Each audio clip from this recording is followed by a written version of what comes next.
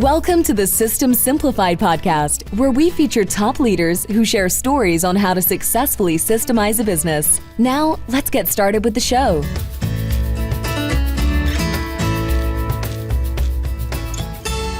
Hello, Adi Klevit here, the host of the System Simplified podcast, where I feature top founders, entrepreneurs, and thought leaders about systematizing your business.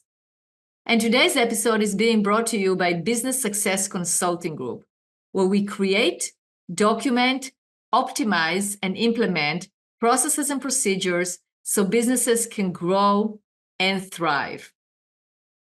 And today's guest is Chris Hamilton. Hi, Chris. Hello. It's great to have you on this podcast. We're going to talk about a topic that is of interest to many entrepreneurs, which is health insurance and the rise and the problems that come with it, right? In terms of like, how can we actually help our employees make it affordable, but also, not break our own bank, right? In terms of like, how can we afford doing it? And you have a lot of expertise doing that. You've been working so you are a partner at Hotchkiss Insurance, and you lead the employee benefit consulting practice. So you deal with it day in and day out. So you have that expertise, and you specialize in managing healthcare and insurance costs to improve benefit coverage, reduce expenses, and enhance employee health outcomes, because, if we look at the big picture, we want to make sure that our employees are insured, that we are giving them the benefits that they actually need. And you have over a decade of experience in corporate finance. You advise clients across various industries, including private equity and oil and gas. And so that is what we're going to have this particular discussion about healthcare and what can entrepreneurs do in order to control the healthcare cost. So first, tell us a little bit about yourself and how you got to where you're at right now. Like why this career path? What made you choose this? Yeah, I get that question quite a lot. If you'd have asked me 15 or 20 years ago if I would be in the health insurance business, I would have thought you were crazy. As you alluded to in my bio, I spent 10 years in corporate finance and banking, working with a range of companies from mid-market to multinational companies, helping them acquire businesses and finance their operations. And that was about the time during that period that the Affordable Care Act was passed. And there was a lot of concern about businesses being compliant with that law because there were a lot of tax penalties associated to businesses that weren't compliant. And at that same time, one of my largest clients was a big national insurance brokerage firm. So I saw how that particular entity made money. And when I started asking them about the Affordable Care Act and insurance and how it was going to impact their business, the way they described the business and the industry working was really interesting to me because they profit as prices rise. And their explanation was this was going to be a big boom to their business. But when I talked to my other companies, whether they were in oil and gas or manufacturing or transportation, they were struggling with the rising costs of health insurance. And for many of those businesses, it was a threat to their existence because now this law was going to require them to not only cover insurance for their employees in affordable ways, but it was going to mandate that they covered more. So they're looking at exponential rising costs. And when I sat back and looked at the industry, just the dynamics that were unfolding at that time, I saw that there were a lot of conflicts of interest, whether it was with insurance companies or with the brokerage community. And there was this gap between what employers wanted, which was better coverage and lower costs, versus what the market was actually bringing as a solution. And so there's this chasm, if you will, between what was being brought to the market versus what the market actually wanted. And I thought to myself, if you could really address the root cause of rising health insurance costs, you could create a business that would be sustainable and that would do something good for businesses, which would in turn allow those businesses to do something good for their employees. And so as I just looked at the market, when you think about health insurance in the United States, most people are insured. The majority of the insured market they get their insurance through their employer. In the United States, it's a very employer-sponsored driven market.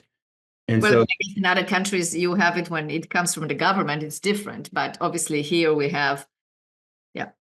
It's employer sponsored. And so when I looked at just the dynamics that were happening, I saw an opportunity as the Affordable Care Act was being phased in, that if we could teach businesses how to solve the root cause that was causing insurance costs to continue to rise, you could solve for that. You could create a good business and these businesses would benefit. Really, I got into the business to try to help companies improve their cash flow. If you're spending $5 million a year on health insurance and I can save you $1 million, these private businesses, they're not publicly traded, so their valuation isn't known every day, but the owners and CEOs, CFOs, they know the value of their business. And if you save $1 million in cash flow or on your expenses, you just increase the value of your business if you trade at a 5 to 7 multiple, $5 to $7 million. And so I got into the business thinking I was going to be able to help companies improve their valuation by solving this problem. But what I realized very early on is the downstream impact that this was going to have for their employees. I was actually going to be able to help individual people solve one of the most expensive problems that they have in their life, which is paying for health insurance, and more importantly, getting access and paying for healthcare when they need it. It's the number one leading cause of bankruptcy in the United States is health insurance debt or medical debt. And many of the people that are filing bankruptcy have health insurance, which is just mind-boggling to me that they've got insurance, this product that's designed to protect you in a catastrophic situation in your time of need, yet people are filing bankruptcy because of it. And I saw how the plans we were designing. And why is that? Because of the high deductibles? Because they need more care that the insurance that they have doesn't cover? Like, where are we? What's the problem? Yeah, that's a great question. So some of the issues that you find in health insurance, some of these issues are high deductibles. It's also when you go into a provider, so you go to a hospital to have hospital services, you got to have a surgery or have a baby or you're getting cancer treatment. Oftentimes, providers inside that hospital they're not in network with your insurance company. And so what happens in those scenarios, those providers inside the hospital then bill the patient separately because the insurance, if they're not in network, they're going to get a very small payment from the insurance company. And then the provider comes to the member and says, hey, your insurance company didn't pay us properly. You owe us a bunch of money. And it just ends up in this cycle where combined with high deductibles and out of network bills, balance bills, members, it's pretty easy to get underwater. And I think you're seeing that more and more, which is driving a lot of animosity towards insurance companies because people expect when they have health insurance that it's going to cover them in their time of need. And it doesn't always do that, unfortunately. Absolutely. So what solutions do you offer? Like, how did you figure out how to handle that? Yeah, so before we dive into that, I think it's important to understand what are the driving forces in the industry today. And when I was doing my research, looking in at health insurance, you really have to start looking at healthcare first. So the way I think about health insurance and healthcare, they're really two separate systems. Insurance is just how you pay for healthcare. It's one mechanism that we use to pay for insurance. And so when a company tells me our costs continue to rise every single year, that's a symptom of something else. So imagine you're sick and you use a thermometer and your thermometer tells you that you're running a fever. Well, what's causing that fever? Is it COVID? Is it flu? Is it an infection somewhere else? You really have to diagnose the root cause. Mm-hmm. And with health insurance, the root cause of rising costs are the rising costs of healthcare. Because remember, insurance pays for healthcare. And so as inflation happens with pharmaceuticals, it happens with hospitals. They're having to pay physicians and nurses more and more money every year. The real estate gets more expensive. The types of treatment that we're able to offer are more expensive. As those costs continue to rise, the hospital systems and the pharmaceutical makers are demanding higher reimbursements from the insurance company. The insurance company just functions like a middleman. So they're going to look at what do they expect to pay out in healthcare claims, dictates what they've got to take in insurance premiums. And so as one side of the equation rises, so does the other. So when I started looking into healthcare, there's a huge wave that's happened really since 2010. It was happening a little bit before, but it's really accelerated since the passage of the Affordable Care Act. And what you're seeing in healthcare today is consolidation and vertical integration. So anybody listening or watching this, in the city that you live in, what are you seeing with your local hospital system? Just think back over the last 10 to 15 years. You're seeing the hospitals acquiring other hospitals. So they're consolidating, they're getting bigger, and those hospitals are vertically integrating, which means they're buying physician practices, they're buying specialty clinics, they're buying and building all sorts of neighborhood clinics. So they've become very, very large and consolidated, and they're vertically integrated. And what happens is those hospitals now have price setting power with an insurance company. So before, you might have real competition in a market where there's 5 or 6 or 10 hospitals 15, 20 years ago. They don't have as much leverage in the marketplace. But when you become the one big player in the market and name a big insurance company, they have to have you in their network. You can pretty much demand what you want and be reimbursed. And that's the fight that you see back and forth between healthcare providers and insurance companies. The bigger they get, the more power and leverage that they have. And so that's one of the big driving forces, demanding higher reimbursements from insurance companies. Insurance companies now have to pay more. At the same time, what you're seeing with insurance companies, they're using the same playbook. They're consolidating. So 20 years ago, we probably had 12 to 15 different insurance companies. And today we have really 4 really big ones. They're the big ones out there because they've consolidated, merged up with all these other insurance companies. But they've done similarly to what the hospital systems have done. They've vertically integrated, meaning they now own their own pharmacy benefit manager. Many of them own their own physician groups. So they're going around into markets and buying large physician practices. And so they're now not only insuring healthcare, they're now providers of healthcare. And so when you look through their business model and the way they make money, these are publicly traded companies. Anybody can research this, just go pull a 10K. And you look at where these companies are making their money, it's not primarily in insurance, it's in healthcare. And so systematically, what we see these insurance companies doing is they overcharge themselves for things that they provide, pharmaceuticals. So the pharmacy benefit managers, all they're really designed to do is to pick the drugs that are covered, and they set the price. But behind the scenes, they're taking money from pharmaceutical drug makers, the big pharma, and they're also upcharging for the price of the drugs to the insurance company. So to give an example, if I walk in and buy a medication that really should be $30, but my insurance company says it's $50, that extra $20 spread is going into their back pocket. And there may be a rebate from the drug maker back to the PBM. And so the reason why that's important to understand is because the more an insurance company pays for health. What is PBM, just so our listeners can understand that? So a PBM is a pharmacy benefit manager. And they had a very critical role years ago because they were the ones that could vet the entire market there's literally thousands and thousands of medications that are on the market today. Not all of them are good medications, and not all of them are the most effective medications. And so the role of a pharmacy benefit manager is to look at this entire universe of medications and figure out which ones are the best medications an insurance company should cover for both effectiveness and cost. And so they would create what's called a formulary. These are the medications that are covered by the insurance company. And then they would go and negotiate the best possible price. That's what they were originally designed to do. But as soon as an insurance company owns one, they get to dictate the price they charge themselves. And so they prefer to charge themselves more because they can take a piece of that and keep it as profitability. But the problem with that is the more they charge themselves for that medication, the higher their insurance premiums have to go to cover the cost of those medications. And when you look at their business model through each of the verticals that they own, they systematically overcharge themselves so they can capture that profitability in their subsidiaries. And the other most important thing we haven't talked about yet is profit margins of an insurance company are capped at 15%. By law, by the Affordable Care Act. So at the insurance company level, they're only allowed to make 15% profit margin, which is why these companies that they own become so important, because those profit margins in those entities are not capped. And that's where they capture a lot of the profitability.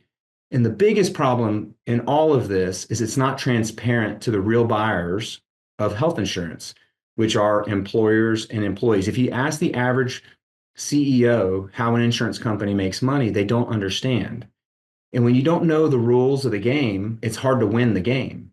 But if you understand how somebody's a frequent quote that I've heard recently is a Charlie Munger quote. So he's Warren Buffett's right-hand man, or was. He said, "Show me a man's incentive and I'll show you the outcome." And incentives drive everything. It drives human behavior. It drives the way we do business. It's the reason why you pay a salesperson commission, because you want them to do more. Well, these entities have every incentive to drive costs higher every single year, and they profit the more they're able to do that. And so understanding that key concept of the people that we think are actually working with us perhaps are not. And in actuality, they're not. And so really understanding how those two systems, healthcare and insurance, come together, how everybody makes money, is important, because it drives the way you're going to be dealt with in that business transaction of buying health insurance. Absolutely. Well, that's a very good explanation. Now, I'm sure the question is, how do you beat the system? How do you overcome that? I mean, what can we do? If this is the system, then what do we do? Yeah, that's a great question. And that's, as soon as I explain this to somebody, that's the next question they ask. And so what the number one way to do this in most small and mid-sized, mid-market businesses today, when they buy insurance, they're buying it through a broker, and they're buying a very traditional, what's called a fully insured plan. So you have a guaranteed premium. You're buying it directly from an insurance company. So name any of United Health, Blue Cross, Cigna, or Aetna. Those are the four big ones. You're getting a policy directly from them, and they manage everything for you. So you write them a check every month, and they're using everything that they own. So whether it's a pharmacy benefit manager, their network, their administration, they do everything turnkey. But when you hand over the keys to the kingdom, if you will, to an insurance company, that's where they monetize everything. And that in a fully insured product is very common. It's the most common product. The last statistic I saw was over 90% of small and medium-sized businesses use that type of insurance program. And that's where the monetization happens, because those contracts are rife with conflicts of interest, and their incentive is not aligned with the employer. So the solution, and I think this, if you look back over the last 5 years, this is probably the fastest growing segment of health insurance for employers, which is partially self-insuring or partially self-funding. And all this means is the employer becomes part of the insurance company. They're creating a small insurance company themselves. And what this allows them to do is to customize their benefit plan.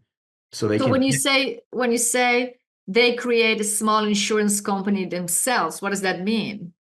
So it means that they're going to basically pay, it's a predetermined limit. It depends on the risk tolerance of the employer, and it depends on the financial budget, but they're going to self-insure claims up to a certain dollar threshold. So maybe it's $30,000. So if you have a company with 100 employees, you might select a deductible of $30,000 or $50,000. And so that means when somebody goes in to use the healthcare system, go to a doctor, take a medication, maybe they need to have a baby, the employer is going to pay the first dollar coverage. They're going to pay the claims themselves up to a predetermined limit. And if somebody has a major medical episode, cancer treatment, or they're involved in a very bad accident, and say the bill is $500,000 or $1 million, once that claim exceeds their predetermined threshold, there's an insurance company that backs the company that will then pay for it. And that would be one of the major four. Well, so when you move into what I'm describing is stop loss and reinsurance. So when you move into that market, there's literally three dozen type of companies. So it's not necessarily the traditional, what we thought about health insurance is the companies creating that. How hard it is to create the health insurance, the insurance, the small insurance company you're talking about? It's actually more simple than a lot of the folks in my industry would tell you.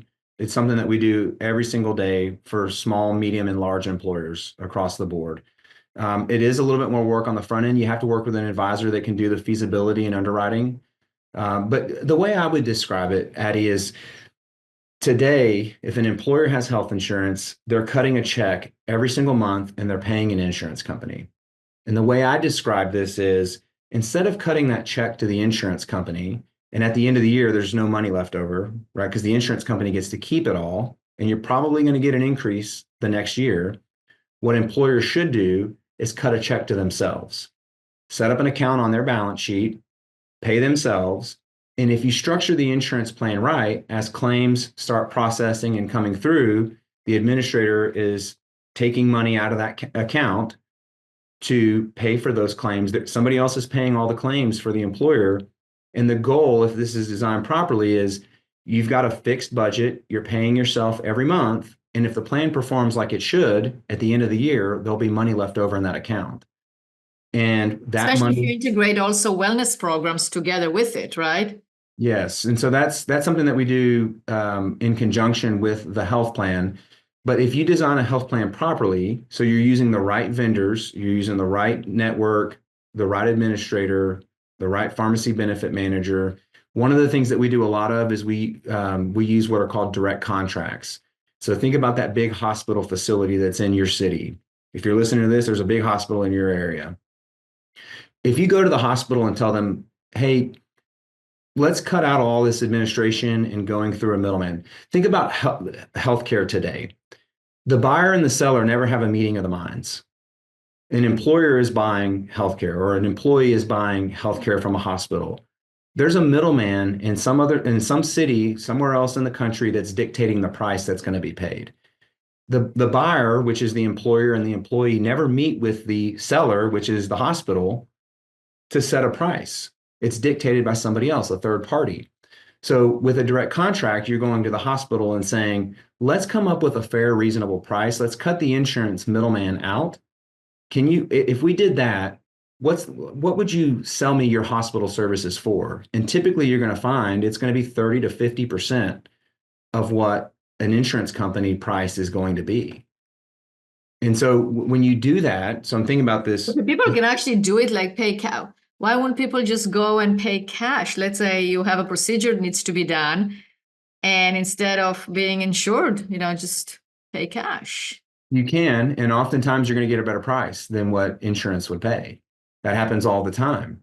But the issue that you run into is when you need to have a baby, or you need to have a joint replacement or something big, an inpatient hospital stay, most people don't have the ability to pay cash for that. Right. So the way you set an insurance plan up properly is, if there's a way to capture a cash price, the insurance is able to do it. And you can systematize it so that it's automatic.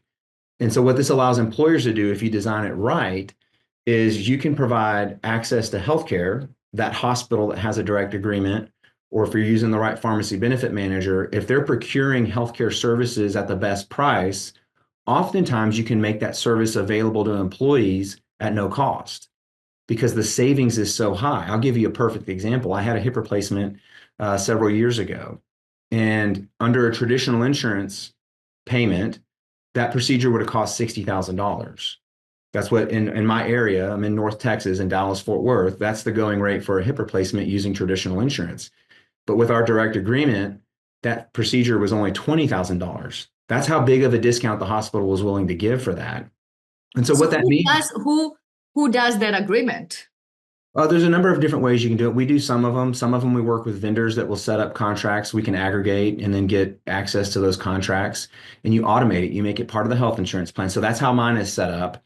And so when I needed that surgery, I knew my doctor prescribed it. He said, hey, you're going to need to have a joint replacement. You need to have this done. I have a nurse concierge program as part of my health insurance, and most of our clients do.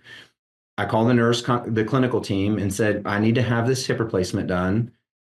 This is the surgeon that I want to use. Well, it turns out we have a contract with him.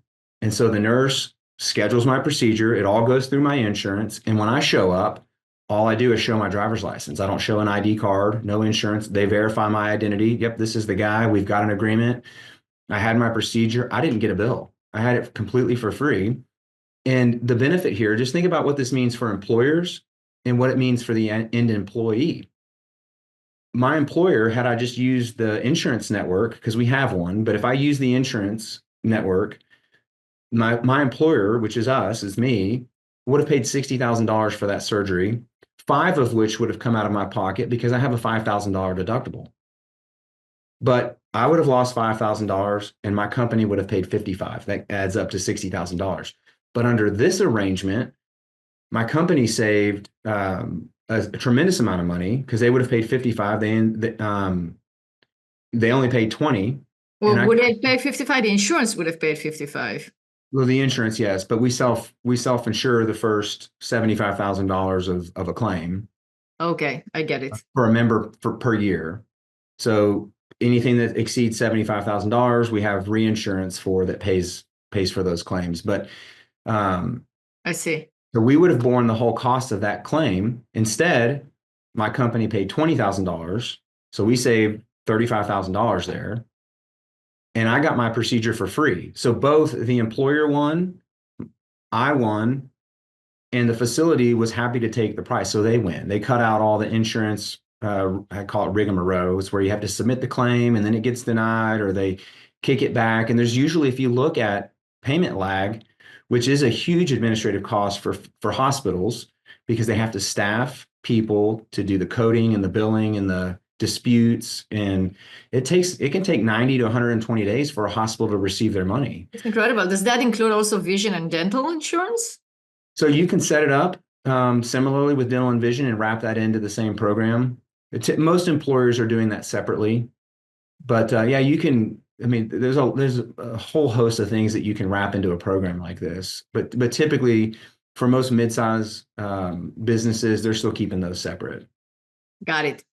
What's the smallest business that can benefit from this arrangement?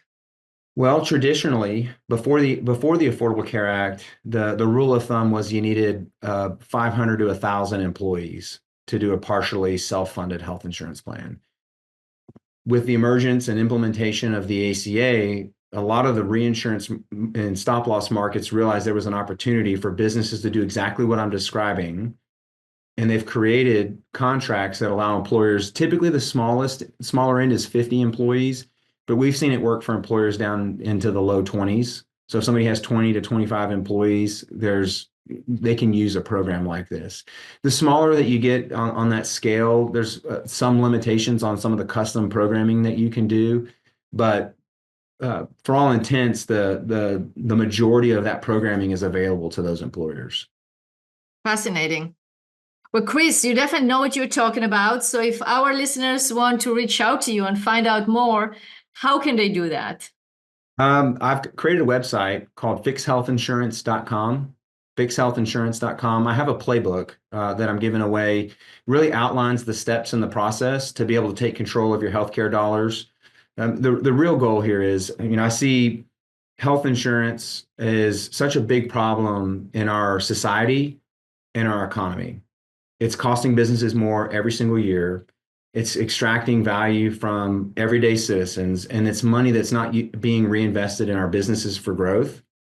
And from a personal side, it's money that people are no longer being able to use for retirement, college education for their kids, buying a new house, a new car, everything that the American dream is built on. And my goal is teaching people how to fix that. The playbook walks through the steps that an employer should take.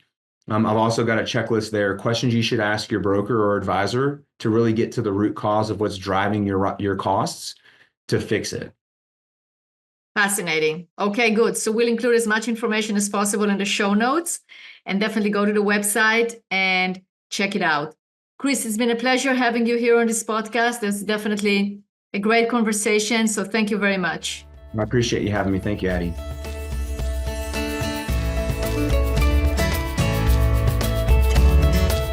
Thanks for listening to the System Simplified podcast. We'll see you again next time, and be sure to click subscribe to get future episodes.